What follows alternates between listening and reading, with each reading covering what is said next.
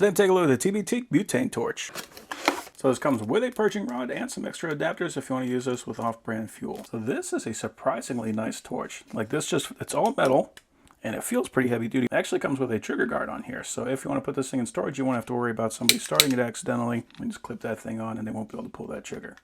I also like we have our little adjustment gauge right here. Some of them have a little knob on the back that you twist, but you can't really see where it's actually at. With this one, you can tell right there I am in the middle. Very good indicator. So if you just want to do a quick burst, you can press that. If we want to lock it, we use that button.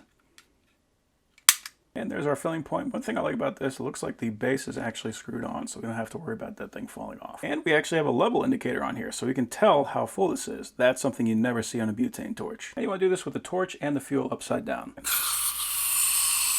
So this is showing the butane level. That is very nice. So I'm just going to let this sit for about 3 minutes. If you want to be real careful, you can let it sit for about 10. That's going to let the butane settle so we can start using it. It does say if you get a weird yellow flame like that, the best thing to do is just release gas from the torch. Because it is overpressurized, let it sit for 10 minutes and then try it again.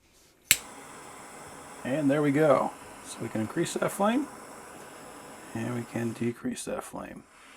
So we can make that as nice as we want it. I also like that we don't have to turn the fuel on and then start it. This trigger also has a valve built in, so all I gotta do is pull the trigger and then opens the valve. So butane is pretty cool. Butane burns at about 2600 degrees, which is about 1000 degrees less than MAP gas, but you can use MAP gas to get steel red hot. 2600 degrees is nothing to sneeze at. So yeah, that is a pretty awesome torch.